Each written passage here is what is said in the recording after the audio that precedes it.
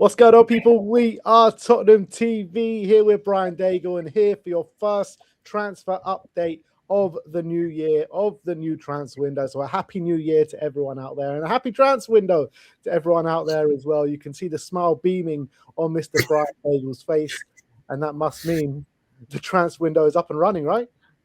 Yeah, 'tis the season for some madness. Tra-la-la-la-la-la-la. Yeah, it's going to be it's going to be exciting and hopefully a very optimistic one. And maybe for once we will win the transfer window. Yeah, I don't know about win transfer window, but let's just get some players in and some quality players at that. But it looks as though Spurs might be focusing on outgoings before they're focusing on incomings, because there's a lot of rumours and done deals already happening. But let's start off with the news about Jamie Donley, because Spurs have announced that Tottenham have recalled Donley from his loan at Stoke, and it says Jamie departs the Potters having made 6 appearances in all competitions, 4 league and 2 in the Carabao Cup. So it's all about finding him a new home for the second half of the season, isn't it? Yeah, do you know what, Ben? We were obviously discussing this yesterday, and you were mentioning Championship loan. I said maybe it'll be back at Orient to get the morale and his love of football back. And then I saw a couple of people in the comments, and they're right. I would love to see a Ryan Mason come call him. I would love to. The only problem with that, apparently Ryan Mason's job is hanging by a thread. So, well, maybe he needs a player like him to come and be his lifeline. Or you look at Davies at Birmingham. Yeah. I think it's fair to say he will get a loan, isn't he? He's not come here to fill a position. He will get another loan. Let's just hope he gets one. And we get certain assurances that he will be heavily featured and getting some minutes. Yeah, I mean, on the Ryan Mason thing, I mean, me and you, we bumped into Jake Livermore, didn't we, a couple of weeks ago? Yep, we did. And we spoke about that exact thing, like Spurs sending some players out on loan to West Brom, and he just didn't seem like it's a possibility because of, I don't even know why, but he said West Brom's a bit of a mess right now. So maybe it's just not a possibility. Yeah, I mean, he did say as well, didn't he? Say it's run very strangely there, and the owners are, when it comes to this type of thing. But we, as we always say when we have bumped into Jake Livermore, one of the most loveliest, friendliest, and great guy. I just love chatting with him. He's a top guy. Obviously knows West Brom very, very well. But yeah, I remember having that conversation with him in the coffee shop. You're right. It might be a perfect deal to get done, but a hard one. Yeah. Look, let's just hope it can get resolved sooner rather than later, because the longer we wait to wrap a deal up for Donley, more football is missing and key development time. So in this busy period, I think it's important to get him out early, but it's more important probably to find the right move for him. That's the key factor there. Apart from Jamie Donley, let's move on to Don Fabio Paratici, as Fabrizio Romano says that Paratici will become Fiorentina's new director of football, just a matter of patience while details are hashed out. And it looks as though his first move as Fiorentina sporting director is to take Manuel Solomon there, as Manuel Solomon got the here we go, probably the first here we go of the transfer window. And it said, Fiorentina reached verbal agreement to sign Manuel Solomon. Here we go. The winger is set to leave Villarreal with a loan move to be interrupted and a new transfer to Fiorentina from Tottenham. The deal is a loan move with a buy option clause. So obviously the Manuel Solomon thing got announced before the Fabio thing. And then I think it was about 2 hours after Manuel got announced, Fabio gets announced. And you're thinking, this just makes too much sense. Fabio doing some deals in the darkness before even joining there with his 2 clubs. So was he selling him or was he buying him? That's what I want to know. I saw your tweet. I was just about to comment on it. I was like, do you know what? That is just the perfect thing, isn't it? Don Fabio has given himself a transfer.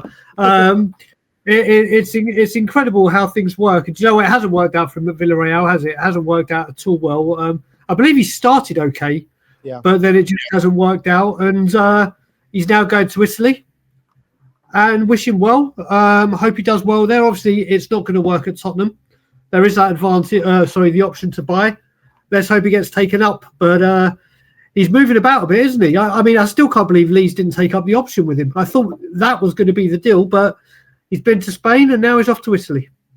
Yeah, I don't think there was ever an option in the deal with Leeds, and I think Spurs might have been asking for too much money, and Leeds, didn't want to put that kind of money down on the table. But with him going to Fiorentina, I kind of envisaged that we might be back here in 6 months because they are bottom of the table with 9 points so far. And if they do get relegated, I can't see him signing for a team in Serie B, to be honest. I think his levels are higher than that. So, yeah, I just get a feeling that we might be back here again in 6 months' time. Yeah, you're right. Yeah, I think you are with that, because obviously Fiorentina's position is really poor. Like, it's like they're basically the Wolves of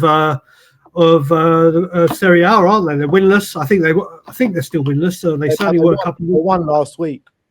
Okay, so they got their first victory. Okay, so but yeah, you're right. If they go down to Serie B, this is what we were talking about when it happened, wasn't it? I just can't see Fabio wanting to go there with the restrictions that Serie B were giving, but it looks like he's going there. Yeah. So Fiorentina have made a double swoop from Tottenham Hotspur. They've taken our sporting director, Fabio Paratici, and they've taken Manuel Solomon as well. In terms of Fabio, how much of a loss is that going to be for you? Joe, I've since these rumours have materialised, I've been trying to weigh this up. I really enjoyed what Fabio was doing in his first stint behind the scenes, getting the wage structure for the youth kids and that sorted. And he came in with a kind of, right, we need to rip everything out in the back office to make change in the front. Obviously, we look at his signings, pretty hit and miss, haven't they? I mean, there's been some, the good ones have been really good, but the poor ones have been really, really poor. And then you look at it, coming into this window, I was like, right, let's see if he was restricted to a budget, i.e. Galini's, Longlay's and all these others, or if he's going to bring the quality in because he's got a lot more freedom. And we're never going to know, are we? We're never going to know what Fabio could have or would have done. So I don't know where I stand with this. I mean, it would have been great if he stayed, but I'm not that fussed. So he's got, again, what Spurs have got to do now is make sure they make the right appointment, because I'm sure they're going to get another one. They wouldn't have set this structure up with Johan Lang and then gone, right, we're scrapping that. So I think it's more important we bring someone in of a very good quality. Yeah, there's been some suggestions on it about Fabio Paratici leaving. First of all, by the way, he came in back in an official capacity just after the transfer window, and he's leaving on the day that the transfer window starts. So that's classic Tottenham, innit? But there is suggestions that him leaving shows kind of his belief in the new hierarchy and his belief in ENIC 2.0 moving forward. Do you believe in that sentiment? No. And the only reason I say that is it's very, very easy to say that, isn't it, with all the goings that's going on. It could be family reasons. He could want to reside permanently back in Italy. It could be other reasons outside of football. So I don't. It could have a little bit to it, but I'm not going to jump on that bandwagon and be, Spurs are in a mess, they're falling apart. Seeing that it's going to be this new Tottenham, I thought it would have been great for him to have more of a say. It would have been, right, you're the footballing guy. But we shall see. Again, it comes down to no man's bigger than the club. And now it comes down to getting the right replacement in, not a hit and hope. We'll see who comes in and see what they can do. Yeah. Look, I was a fan of Fabio, and I was happy that he came back to the club. But I kind of feel similar to you. Like, it's not so much him leaving. It's about the next step and how we react to it and who we bring in and who's going to head up the footballing department. I'm not totally comfortable if it's Johan Lang. I would like someone else to come in, keep him on the kind of youth recruitment and youth development, and bring someone proper in that can head up the transfer windows and do the negotiations and stuff like that. Yeah, do you know what? We might have a special relationship with Fiorentina now. You never know. You never know. But let's talk about Radu Dragusin. As Matt Barlow says, that Dragusin is set to hold talks now with Tottenham over his future, with clubs in Serie A showing interest. He wants to play regularly, and there's going to be a conversation about the best way forward. And look, we know he's probably not going to play regularly at Tottenham Hotspur this season, off the back of an ACL especially as well. Is it best for all parties for him to leave? I think one of Dancer or him have to leave if we want to bring in a left centre-back. So as much as it probably, I don't want to see him leave because I think he's a very good player, it probably does suit all parties, in my opinion. I've got a slightly different way with this now, and only today, because you look at it, and obviously we were talking about this heavily yesterday. He's going to want minutes before the World Cup. We both said that he's more suited to this style of defending than Ange's defending because of the style of football he plays. But then as the goal released today with the Matisse helping, the Takai is also up for loan. So we're going to get rid of potentially Dragusin and Takai. Then we're back from being stacked to being in a bit of a mess again, or light, should I say. So if I could choose Takai or Dragusin to go out loan, it would be Takai because we know nothing about him. But Dragusin is going to want minutes for Romania, isn't he? He's going to. So it's a tough one, but I can't see Danso going anywhere. No. Please, God. No, he's going on. If we loan out Takai, if we loan or sell Dragusin, that leaves us with obviously Mickey, Kuti, Danso. That leaves you with a spot for one more. I'm more than comfortable with those four, whoever that may be. The last one has to be left-footed on the left side. So you've got two options, two positions. I'm comfortable with that. Yeah, I mean, like I said, I like you and I have said, and I think many people have said that Dragusin is set. He's like tailor-made for a Frank defence, isn't he? He really is. Like, you look at the profiles and everything, and he truly is. But obviously, the top two are the top two, and Danso has done very well when he's come in. I can't remember a time he's ever let us down like really badly or anything. So it's a tough one, but I think he may want the move to obviously be fit and ready for the World Cup. Yeah. Yeah, look, if he wanted to stay and he's happy to be a kind of squad player, I'm more than fine with that. But if he wants to leave and we have to bring in a replacement, as long as the replacement is of the required quality, I'm more than fine with that as well. So we just have to wait and see how it kind of manifests from here. Let's talk about Brennan Johnson, as Fabrizio Romano says that Brennan Johnson and Crystal Palace deal at the final stages now. Tottenham have given permission to the player to discuss personal terms with Palace. Medical could follow next, as Brennan Johnson will not be in the Spurs squad to face Brentford tonight. Palace are on it. Here we go soon. And Sammy Motbell says that Brennan will meet Crystal Palace manager Oliver Glasner today ahead of making the final decision over his move from Tottenham Hotspur. Growing expectation that Johnson will now join Palace. I mean, look, this has seemed imminent for the last 24, 48 hours. And it's just getting closer and closer and closer. I think in the next 24 hours, it's going to be wrapped up. Yeah, and you know what? It's for us to get him out the door. Obviously, we know the feelings towards him, whatever. For a decent fee, it shows good business on our part rather than stagnating. The way the deal has been processed quickly is another good sign. It's a huge deal for Crystal Palace. I think, like we said yesterday, I think he's going to do very, very well at Crystal Palace, depending on what position they play for him and what they have in store. But like you said, this has moved. The most positive thing to take from it is how smoothly this deal was gone. That for me, if you want to, we said before, Enoch, it's time to put up or shut up or show what you're made of, or this transfer team. Well, yes, it's an outgoing, but they've done this very, very quickly, haven't they? Yeah, you just know if Daniel Levy was still at the club, this will be rumbling on to the last week of the window. Yeah. Negotiating every single last penny of the deal, every last clause, every last everything. So, yeah, look, it does signal a new intent and a new way that the board are handling the transfers, and it's gone very smoothly. But like I said yesterday, it's all about what happens next, and it's all about how quickly and the type of quality player that we bring in the forward line. That's what it all comes down to. And, you know, I've got a lot of time for Brennan Johnson. I think he'll always be remembered as a big player for Tottenham, a player that produced in big moments, and we thank him for his service at the club, and particularly for the Europa League final. And, you know, that moment in the parade when he was the last one out and, you know, the security had to drag him off the stage. Yeah. Such moments that are just going to be etched in your memory forever, aren't they? Oh, 100%. Listen, I have always said, anyone that wins a trophy at this football club is a legend to me. And you can go, oh yeah, well, Alan Hudson, a legend, blah, blah, blah, or what, and go through the, yes. Well, we haven't been blessed with glory and trophies. So anyone that has... There's an exception to the rule, but let's not mention it. Yeah, there's what, yeah, that person, yeah. But do you know what as well? I think another thing which I overlooked until I was listening with you, do you know what? Why I think this is also a very good deal to get done. We're showing this new transfer philosophy and how we're going to do deals.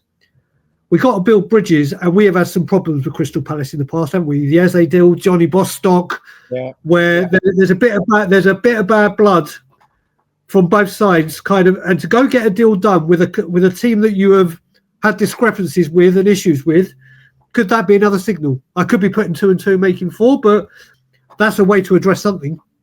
Yeah, very well could be. Look, we'll see.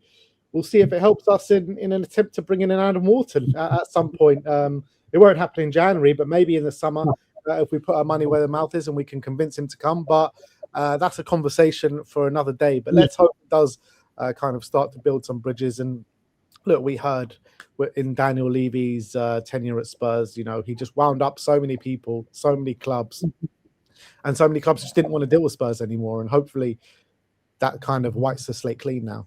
But last but not least, this is from Ali Gold in terms of potential more January exits. He says, Matisse Tell could leave Tottenham on loan, as well as Kota Takai, which we obviously mentioned before. So the Kota Takai one makes complete sense. What's your thoughts on the Matisse Tell one? Because I actually was speaking to Sim. I'm not sure if I spoke to you about it on air or it was Sim, but it was a couple of days ago. And I said, if Spurs are going to bring in a left winger, it only makes sense for another left winger to leave the club because of the swap options. So if Brennan's going to leave, then that doesn't really solve us bringing in a left winger, because we need to bring in a right winger, right? So the plan in my mind has to be that Kulusevski has got to be close to returning. He can take the spot that Brennan had in the squad for 6 months of the season. And then we continue our pursuit of signing a left winger, and Tell's going to be the full guy in terms of going on loan. And it's clear to see that Frank doesn't really, I don't know about if rate is the right word, but he doesn't trust him as much as he trusts an Odebear or whoever else he plays on the left wing. Even Bergvall plays on the left wing sometimes.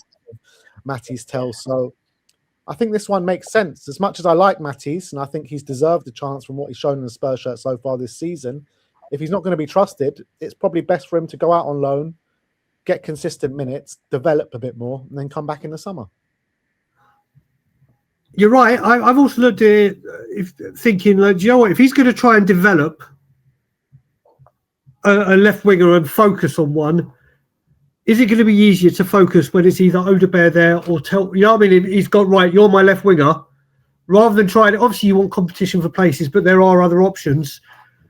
Matisse Tell can go and get some more experience wherever he goes. We spoke yesterday about Odebear, what he's been saying about him and what Odebear had said. So maybe this show of confidence that Odebear, you're the one I'm picking, may help him mentally and confidence-wise. I think it could be good for Matisse. I agree with you. He has started to show glimpses. From the start of the season where he missed that penalty in the air kicks against, I can't remember, he had a couple of air kicks in a I think it might have been the Carabao Cup game. It was the Doncaster game, yeah. Maybe going out on loan may be the best thing for him.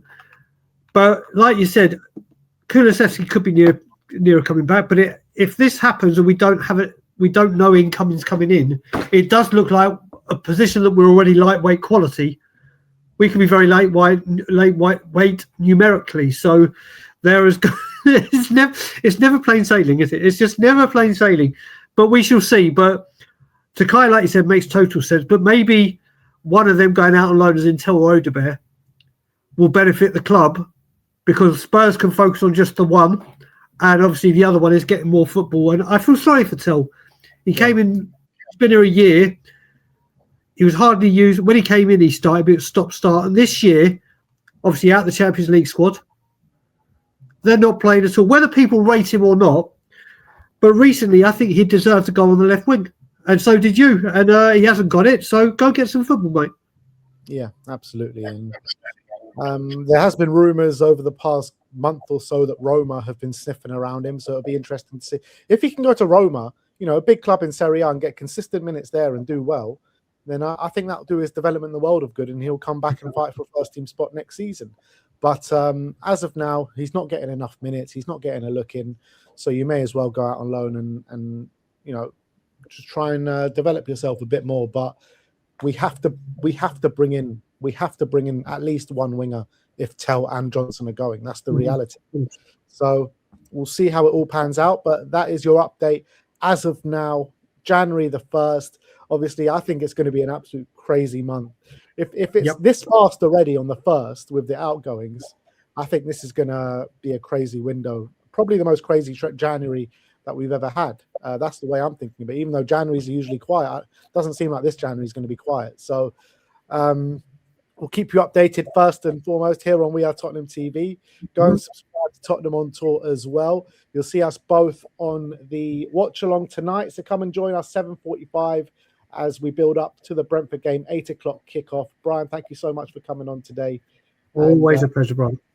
And we'll see you all soon, people. Like, subscribe, and comment. And as always, come on, you Spurs. Come on, you Spurs.